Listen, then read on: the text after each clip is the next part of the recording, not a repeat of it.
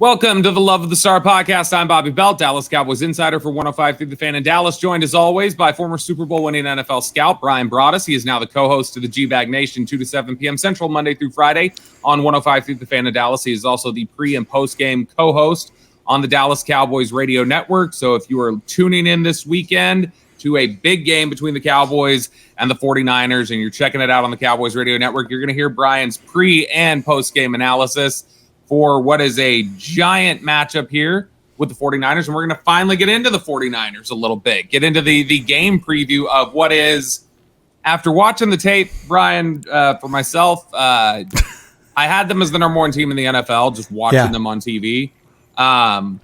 They're better than I even thought they were. Like when I finally got into the tape, this is a really, really good football team.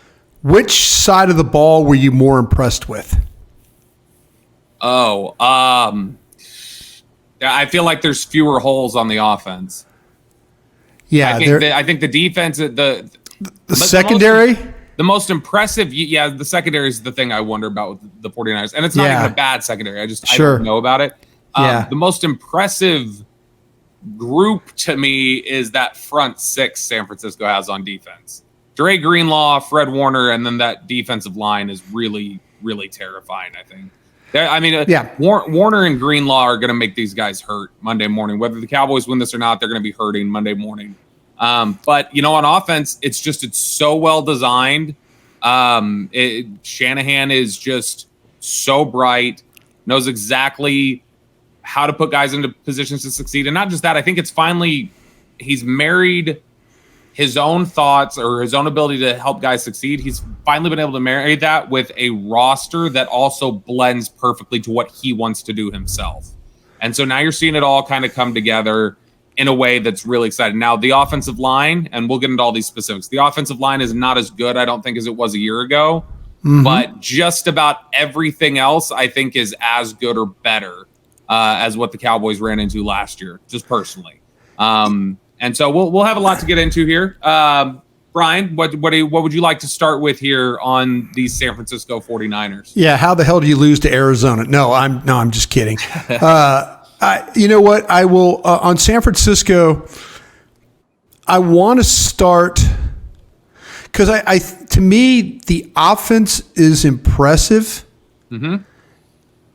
but I think if you pressure them into having to play a passing game where it turns into Brock Purdy drop back versus Dak Prescott drop back, I think Dallas wins this game. I think I think if Kyle Shanahan, where he's so good, is how they build a lead, and their defense does a great job of allowing them to build leads.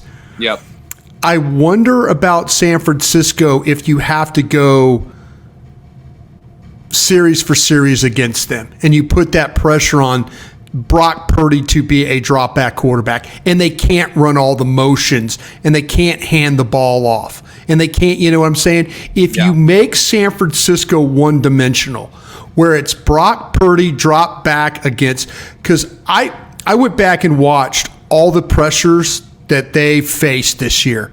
I went back and I had the ability to go back and watch all the pressures. And I'm telling you, when Pittsburgh and the Rams and Arizona, when they really got after and it became there was that pressure on him, he's throwing the ball away, taking a sack. When their offense is really humming, it's usually because tied or ahead, but the play call tells Purdy where to go with the ball. If it's a bunch formation and it's all of a sudden it's Juszczyk motions across and they run picks and then Juszczyk wheels and they throw the ball to Juszczyk. Or it's Deebo Samuel wide to the outside, bring him in motion, run him on the track, ball goes right there.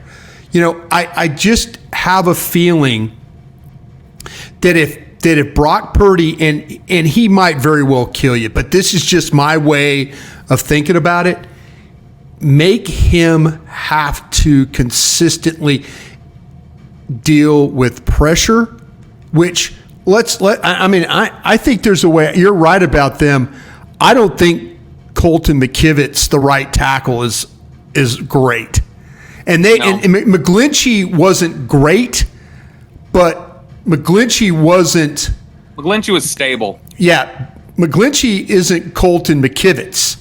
And even when there's pressure, the way that San Francisco gets around it is like, okay, well, let's put Kittle over there, or let's put Warner the other time, let's put him over, or let's put Juszczyk over there. If you could get consistent pressure and it comes from that side, or he has trouble breaking down over there, him and Buford, the guard, I mean, these guys have given up some. The center is the center's not the strongest guy. So the center, the right guard, the right tackle. Okay, this is what Brian Broaddus is thinking. Here I'm talking third person. I'm talking about the pressure with potentially with Osa or Lawrence or Parsons, but I'm talking about it in a way to make them uncomfortable with your pressure to the point that they have to take Kittle out of a downfield position and make him a blocker because they're not good enough. Yep. They're not good enough to hold up. That's the best way, I think, that the offense is a really good offense when it's ahead or it's getting ahead. How good is that offense if he has to bring them back? Can he get in a drop back game? Well, and so this is interesting that you bring this up, because I was looking this up earlier today, Brian. Just for this year alone, the 49ers have played 14,400 seconds of football. They have trailed for 105 of them. Yeah. And when you look at Brock Purdy, games he has started and finished, including the playoffs, which I think he's up to 12 now of starts and finishes, the 49ers have trailed for about 40 minutes over those 12 games, which is just they're so here's the first thing I want to lead off with, since we're going to talk about the 49ers offense in this first segment, since that's the direction we're taking it. But given that, where you talk about how you think it might be difficult if you kind of press them, if you win the toss on Sunday, are you taking the ball? I'm probably playing defense first. Even with the idea that you want to try and get them on their heels? Yeah, I'm gonna play defense first. I'm gonna see now. It could be a bad situation. Of course, it could be a bad situation. They could drive the ball 75 yards, 10 plays. 3 of the plays were chunk plays. Yeah. Or they hand the ball and throw a screen to McCaffrey and it goes 65 yards. I think I'm playing defense first. What I'm going to try and do, Bobby, I'm going to try and win the middle 8 against these guys. I'm going to try and win the middle 8. I'm going to try and win the last 4 minutes of the first half and win the first 4 minutes of the second half. That's what I'm going to try. Back possessions. I'm going to try. Maybe it won't work out, but if you get a stop and somehow, I think that, to me, if your defense is playing well enough, points are points, whether it's 7 or 3. I know people are talking about red zone stuff, but if your defense is locked in and you're on it, we've seen some low scoring games. We've seen really a couple of times have been low scoring games. Look at statistically what San Francisco did. McCaffrey, Samuel, Kittle. Kittle was the one that killed you in the playoff game, and he made a miraculous catch off a ball. So I think I'm going to try and win the middle 8. I'm going to try and win the last 4 minutes and win the first 4 minutes of the second half by taking the playing defense first. I'm going to set the tone. I'm going to set the tone that I'm going to, if I could get pressure on you and knock you around and get a 3 and out, then we're going to start setting it up the right way. But I just feel like that Dallas, this game is going to really, really come down to how well Dallas can move the ball. And can you move the ball on their front seven? Yeah. Because I think you could throw the ball on their secondary. I do. I feel like that you could throw the ball on Lenore. The numbers, and I'm this new nerdy guy with these next gen stuff. You love the next gen stats now. I absolutely love it. I love the next gen stats because I think it tells you a little bit of a story. Now you can't use it for everything, but I think it tells you a little of the story. Yeah. And if these corners are going to play stationary positions, if they're not going to travel with you, if they're going to just be, one is going to be the left corner and the other is going to be the right. If I know Charvarius Ward is going to be the left corner 98% of the game, okay, I got that under control. If I know that Lenore is going to be the right corner 78% of the time, and that Isaiah Oliver is going to be the nickel 85% of the time, I'm going to game plan, because what I've learned is that opponents have gone after Lenore to the point of 21 of 26 for 120 yards, 1 touchdown, quarterback rating of a 98-7. Okay, that's like anything from 0 to 10 right in front of him. Yeah. Anything where he's playing. But behind that, like 11 to 20, 7 of 9, 94 yards, no touchdown, but a rating of 110. Okay, so now you're telling me those numbers are pretty glaring, that if I throw at him, there's a pretty good chance I get a completion. Yeah. Whether it's 0 to 10 or 11 to 20. This guy's giving, and there's a rating over 100, a quarterback rating over 100 when you throw the ball at him. So, and I'm watching him on tape. I love tape, that. But these numbers are kind of telling me, I'm like, well, why does this guy struggle? Why is there some issues there? Yeah. I think they get away with this, the way they play in the secondary, because of how good their front is. Yeah, I mean, a good pass rush will cover over a lot of sins. Yeah, in the secondary. Yeah. Sure. See, so and I don't see the ability. I mean, and I know last year, Lenore gave up a big play. One of the big plays of the game that they actually Dallas hit was CeeDee Lamb in the playoff game last year. Hit him for over 40 yards for a pass. It was pass interference, but Lamb caught the ball. Yeah. So to me, if you're going to play quick passing game and they're going to play back, much like what New England, the zone coverages that New England plays, that New England played, and all of a sudden ball in front, break a tackle. Now, these guys are a little bit different. Now, their front seven tackles really well. I would make this, and Hufanga and Gibson, I think they tackle well enough too at the safeties. Yeah. But make these corners have to play a little bit in this game, But it's all going to come down is, can you block their front? You're going to have to have the last time that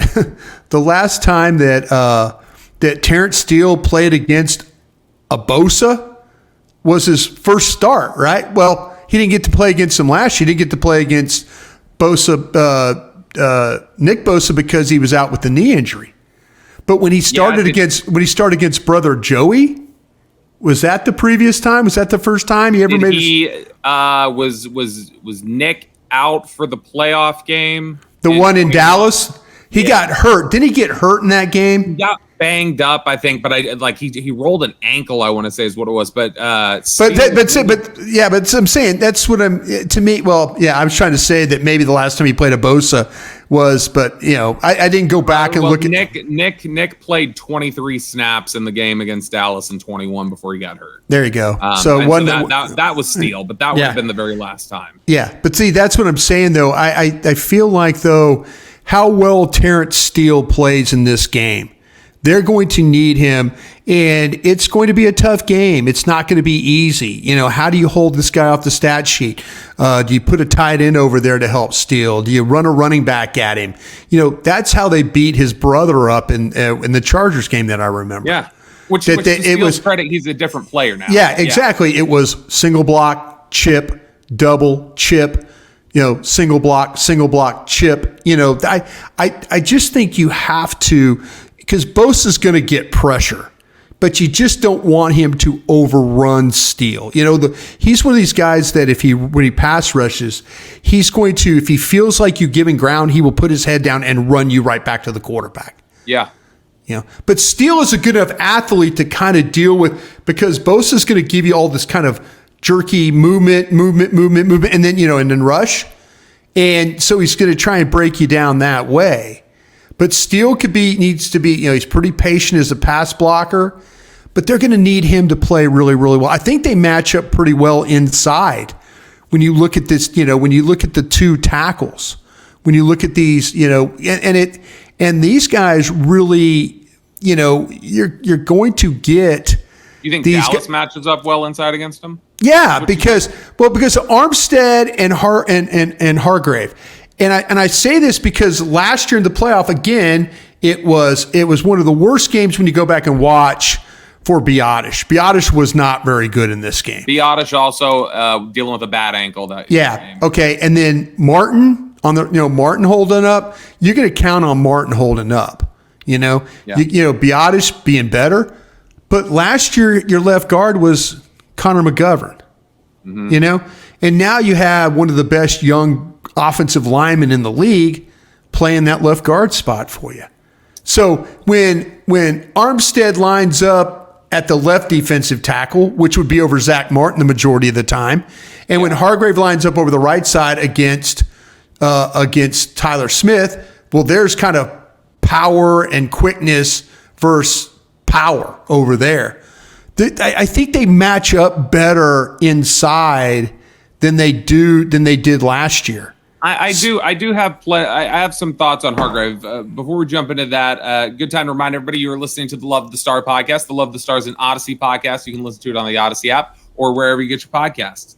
So on Hargrave and Armstead specifically, and by the way, this is a deep rotation that the 49ers run on the defensive line. This is 8 deep. And they'll use everybody and give guys, I think Bosa leads with 70% of the snaps. And then you go all the way down to Kerry Hyder, who's guy number 8, and he's 25% of the snaps. There's a lot of heavy rotation here. But the main grouping here has been Bosa, Armstead, Hargrave, and then the end it's been Farrell, but it's Jackson. Also Jackson. Jackson had great week 1, hasn't really done as much since. But Hargrave, I think that what I've seen a lot from him, Brian, I see he's off the ball fast. That's his deal. He's so quick off the ball. Yeah. He lines up. I saw him most frequently line up as a 2-eye is what I saw. Yeah.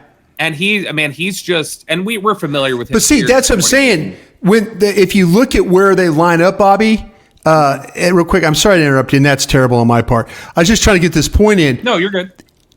That's 85% of the time it's going to be the way the stats show it, or alignment is that you get Armstead on the left side, Hargrave on the right side. So flip it in your mind left and right, but the left defensive end or left tackle, right tackle, and that's how they play. There's not, there's not a lot of switch over. Now no, it's not like over under. It's not like okay, close side Armstead. Right, exactly. They stay right where they stay.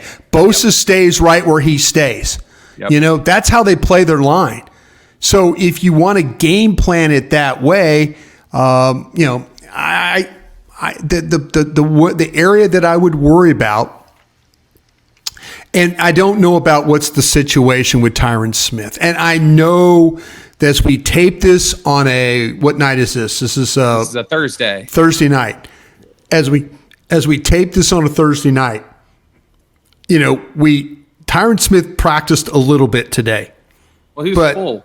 He was full, but yeah, it's trending better. But talking to people in the organization. Yeah. He's still got to get through a no practice on a Friday, right? We'll see how that goes.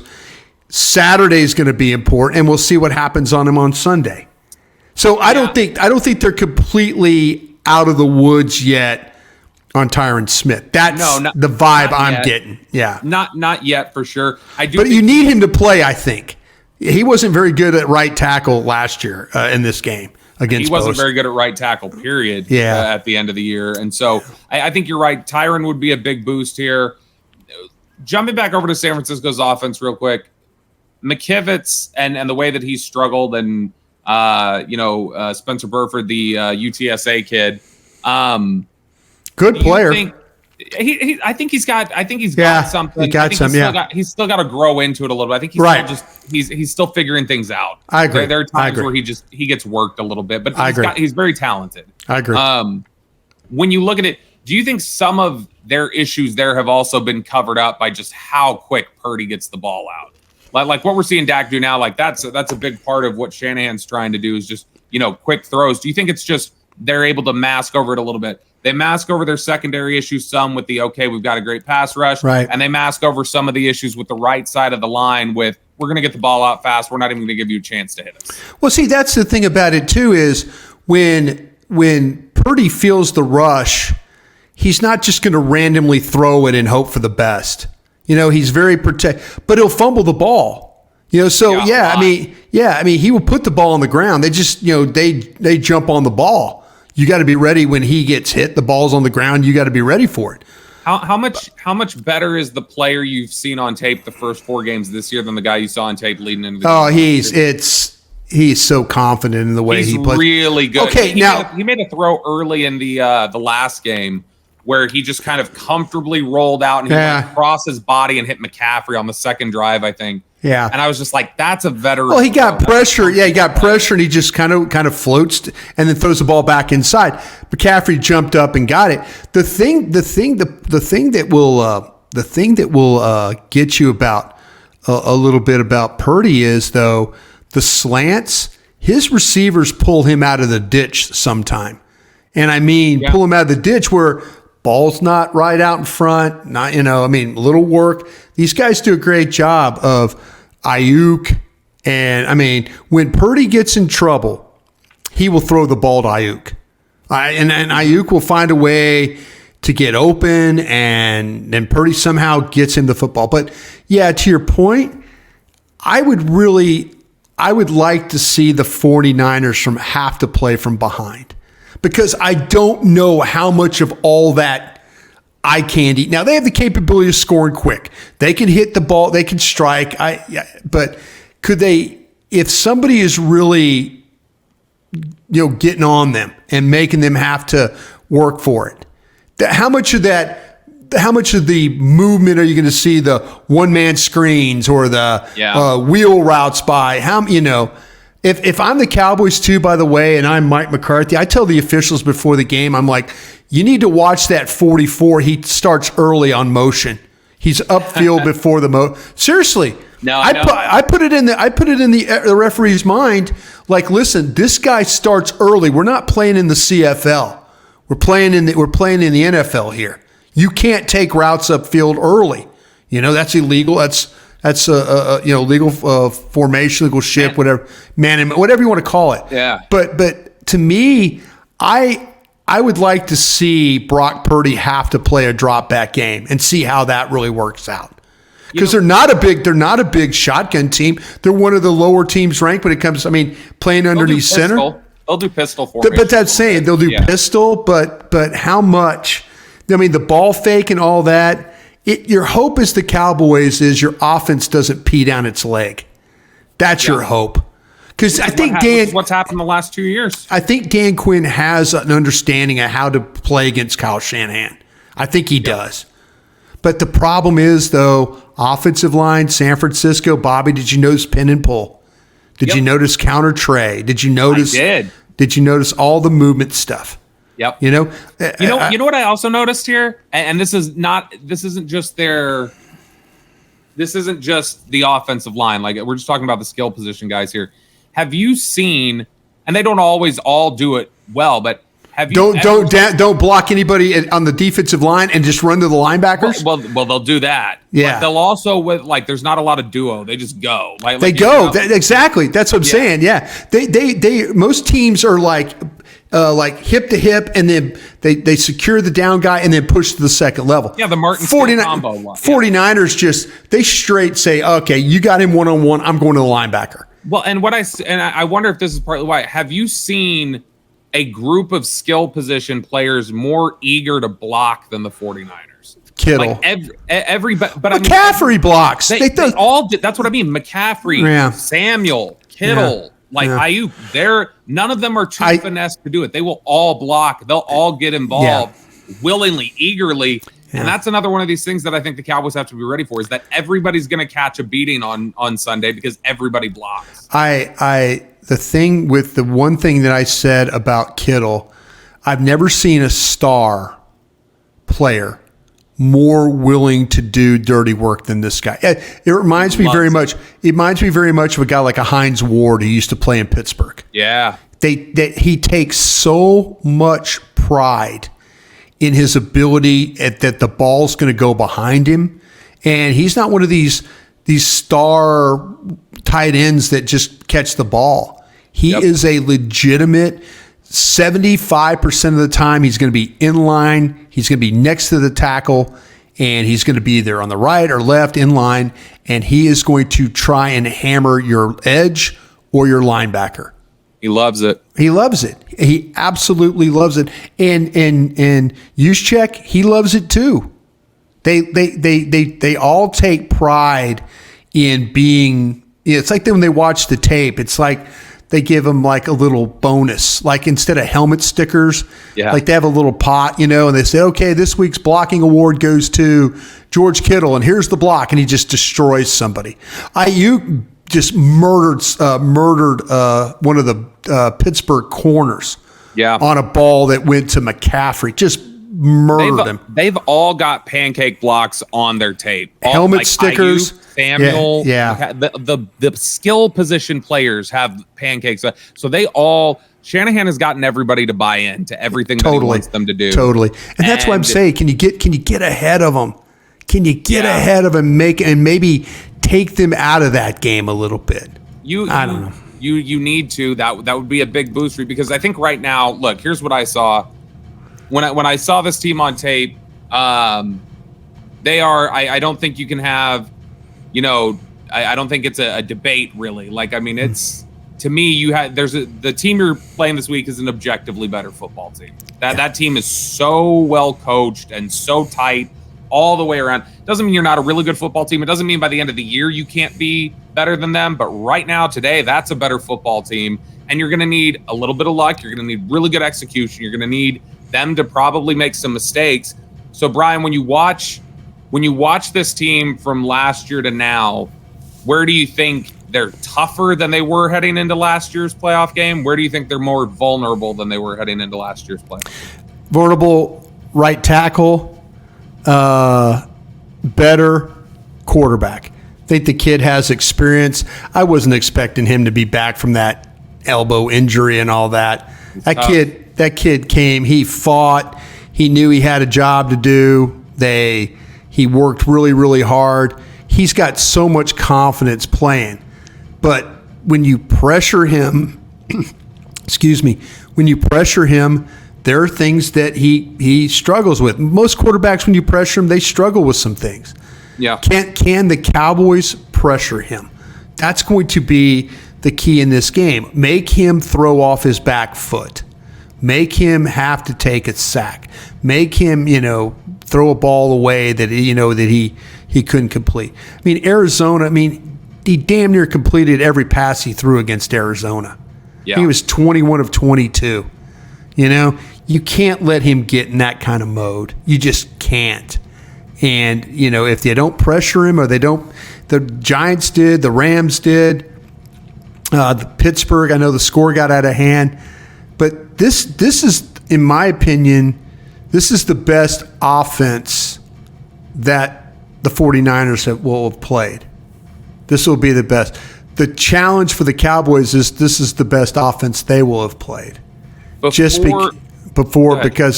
of all the 85% of the time they're in motion or doing something, to kind of throw your game off. Before we go to the mailbag and get our picks in for the game, really quickly here, one area you talk about, you need to get up early, and you've got to find a spark, you got to find a play. There's one area that I'm wondering if maybe there's a vulnerability here, Brian, that we're not talking about enough, and I don't know if you paid any attention to it when you're doing your tape study. Is this 49ers team maybe going to give up some kick return yards to Kevontae Turpin? I didn't strike those out of the end zone totally often. Yeah, I didn't notice that as much. 26 kickoffs. They've had 8 returned on them, which 30% of the time getting the ball run out of the end zone is a higher percentage than most teams allow this year. But they're allowing 23 yards per kick return. It looked like some of these things go a little short at times, and sometimes you block them up okay. And so I do kind of wonder if this might be a week for Kevontae Turpin in the kick return game, not the punt return, but the kickoff return game. Brian, before we go to the mailbag here, what is your prediction for this Cowboys? Why don't you go ahead and go first? You go before me. Because are you gonna make me look bad here? Or are you gonna hang me out? No, I'm not gonna hang you out the drive. No, okay, all right. I'm gonna take San Francisco. I think San Francisco is a better football team right now. And they're just, it looks on tape like a team that's going to be really tough for anybody to beat. Jerry said it with us on 105 through the Fan last week or early this week. That's the team that right now I think the Super Bowl goes through. So I've got San Francisco in this game, probably something along the lines of 24-17, something in that range. I've been going back and forth. And the one way I feel like at some point Dallas has got to beat the bully. You can't go out there and make mistakes. And there were things that I know that Kyle Shanahan will take advantage of or try to. The pin and pull running the game, the motions, I think San Francisco's got to find it. They're going to lose a game. I get the sense you do think, just from us talking this through here, I definitely get the sense you think that Dallas is closer to San Francisco than I do right now. I think you do think they're close. I think you think San Francisco is better, but it sounds like you think Dallas is closer than I do. I'm gonna pick San Francisco to win this game. I'm gonna pick them to win. I think they're gonna win this game 28-24. I think is what's gonna happen. Wow. 28-24. What a coward! Couldn't even pick the Dallas Cowboys. You're listening to you know what? And I'm trolling you. I know you are. It's you know what? These are the times you hope you're damn wrong. We were laughing with Zach Martin today on the radio about that. Well, always hey, how about the guy like Broadus always picks against you and gets on the plane and he goes, oh yeah, we give those guys the side eye all the time. He was just kind of like we were laughing about it, but. Yeah, I mean, it was hard working for DallasCowboys.com, and then you would pick the game. But yeah, San Francisco 28-24 in this one. You are listening to the Love the Star podcast, the Love the Stars and Audacy podcast. You can find it on the Audacy app or wherever you get your podcasts. All right, Brian, it is now time for our Dean Julia Love the Star mailbag, where we turn things over to our dear listeners. First question here from Mike Hill. Probably our last show. Nobody's going to like us picking against the Cowboys, right? We picked them to win every game. Every week. I picked them against Arizona. What a stupid guy I was. I picked them to win by like 30 against Arizona, so that tells you how smart I am. Mike Hill wants to know, should the defense focus on bringing more pressure to rattle Purdy, which is something we just talked about, absolutely, or play conservative to stop the run and big plays? Nope. I mean, you got to rattle the quarterback. Got to go. I got to find a way. I'm trying to turn this into a drop back game. I'm not going to let them do all the play stuff that they do, the motions, all that stuff. I mean, they can hit me on some big plays. I would rather die a quick death than a slow death. And I'm going to get after this quarterback. I'm going to force them to play a game they probably don't want to play. Yeah, but I mean, like you've said too, is that even if you rush him a little bit, he has been bailed out by some really good receivers. He sure has. And the throws aren't there. Ayuk specifically against, I think it was the last game, Arizona, where he was double teamed and the ball was off, and he just kind of went out and still snagged it. Ayuk is a different player than the Cowboys went up against last year. He's been tremendous. Yeah, but you don't have Diggs, and nothing against. I mean, I just wonder. how you're going to match up. And we talked about, I was on the Cowboys, the Cowboy break this morning, and we were trying to figure out how we match everybody up if we have to play man coverage, and it was pretty difficult. But what did you guys decide to do in the nickel if Deebo Samuel's in there? Because I don't think Jordan Lewis is a great answer for Deebo.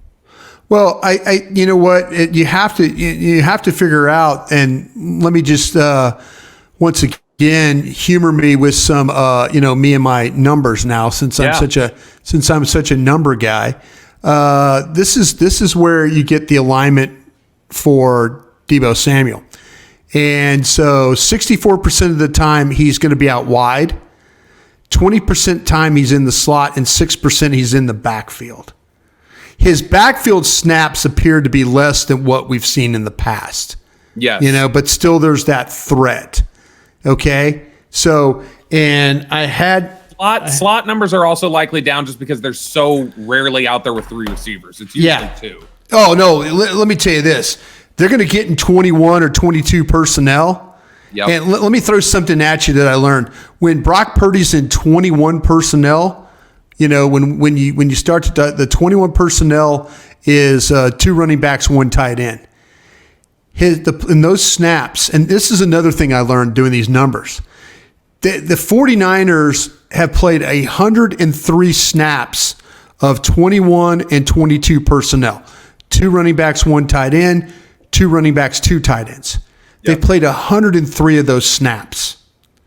Would you like to guess how many times Dallas has faced 21 or 22 personnel this year? Both combined or just individually? Together. I don't know. I'm trying to think of the teams they played. 30 snaps. 7. 7. Does it say who all it was? Was it that all New England? Yeah. It's majority of it was New England. Yes. See, that's what I'm saying. But the 49ers' best personnel group to run the ball in, would you like to guess what personnel group that is? Probably 12. 12. Yeah. 1 running back, 2 tight ends. They block. There you go. Okay. How about this, though, for some numbers? When Brock Purdy, again, this is what you could take it any way you want. When they're in 21 personnel, would you like to know his stats? Yeah. Give it to me. Brock Purdy is 36 of 43 for 426 yards, 4 touchdowns, no interceptions. Pretty dangerous. Yeah. Pretty dangerous. How do you play him? How do you play him in 21 personnel? Do you play him base? Do you play him? I mean, Dallas's base is basically nickel, right? With the way that that Kurtz plays the linebacker. Probably a big day for Thomas. I would guess Wanye Thomas might be used a lot. Dan Quinn talked about it earlier this week. He's looking forward to the matchup just because he said he thinks that their offense and Dallas's defense kind of mirror each other in terms of how they like to use personnel in different ways. Look, you guys are going to see some weird stuff. You will see Deebo Samuel in the backfield. You'll see Kyle Juszczyk running like a corner route. You'll see Dre Greenlaw or usually Fred Warner. You'll see these guys in coverage 30 yards down the field. Like San Francisco does some wild stuff with their personnel. They want to be as flexible as possible. And Brian, here's a question sort of to that because I think these linebackers are so good. It's a little more broad, but it says, given the league-wide lack of talent at the O-line position, which we've talked about a lot, this is from Casey, can a similar sentiment be associated with the middle linebacker position? It seems outside of maybe 2 or 3 names, there's a lack of impact players at the position. Have you noticed when we've studied some of these teams, a lack of linebacker talent? Because I don't know if Jets were really good, right? Weren't the Jets really good? Quincy Williams was really good. Yeah. I mean, look, it's San Francisco and the Jets are so similar.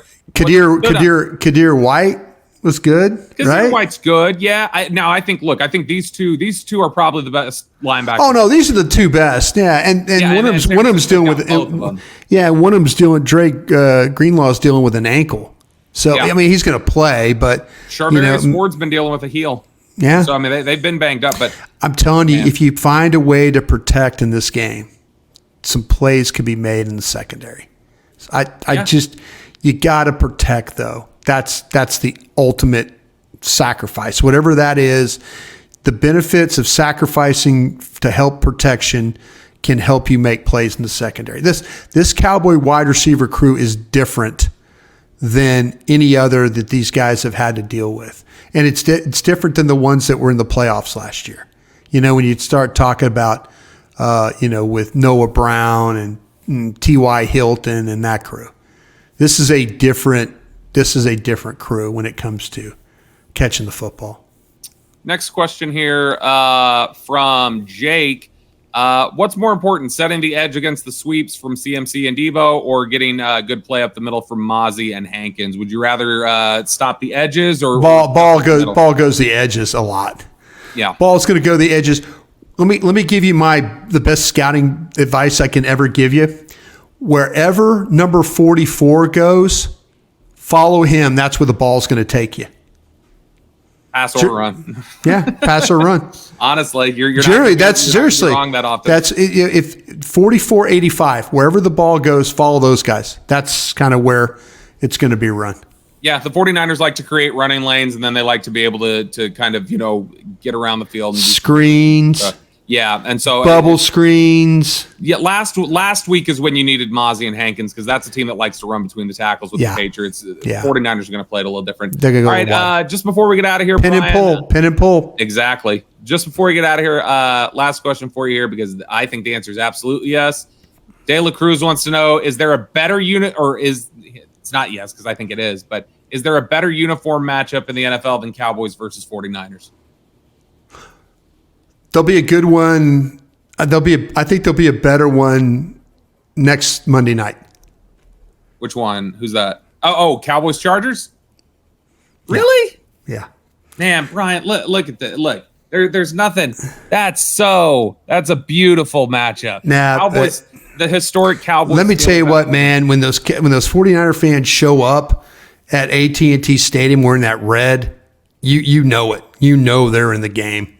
Yeah, and Cowboy fans will be out there in Santa Clara, no doubt about it. It'll be a sports war out there for sure.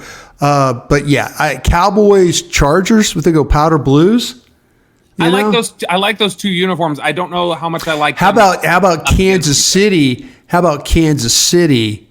Kansas City wearing white with red pants against Charger blue. Powder blue. It's not bad. I've always liked Chiefs Raiders. I always thought that was Chiefs Raiders is that's a great that goes back to when I was like 5-6 years old in the old AFL days. Yeah, those were great. Watching looks. Daryl LaMonica sling it around. Who was he throwing the ball to there, smartass? I just said I said he was throwing it to Dave Casper. No, not Dave Casper. I know that was 20 years later. He was it was Cliff Branch was involved in that one. And Morris Bradshaw was another one. I did not know Morris Bradshaw. I did. Don't be jacking with my growing up watching football. Daryl LaMonica. Who backed up real quick? Who backed up Daryl LaMonica real quick? He's the oldest player ever to play in the NFL. Blanda. George Blanda. There you go. George Blanda. For another 5 points and maybe lunch, tell me where George Blanda got his start. What team did he get his start at? Oh gosh, I used to know this because I had a book as a kid. It was a football history book. He played till he was like 48. He was an AFL quarterback. AFL quarterback. Then I'm going to say that he got his start with the Dallas Texans. I don't know. Actually, nice guess. It'd be the Houston Oilers. There we go. See, yeah, Blanda Raiders is how he was kicking, he was throwing, he was doing everything. That's all the time we got today. We'll do more throwback NFL content when we get to the offseason. But for Brian Broaddus, I'm Bobby Belt. We'll talk to you guys again next time. Hey, thanks for watching. If you enjoyed this video, please don't forget to give it a thumbs up and subscribe to our channel for more content like this. If you want to see more of our videos, be sure to check out our playlist and let us know what you think in the comments below. Also, don't forget to follow us on social media to stay up to date on our latest updates. Links are in the description. Thanks again for watching, and we'll see you in the next video.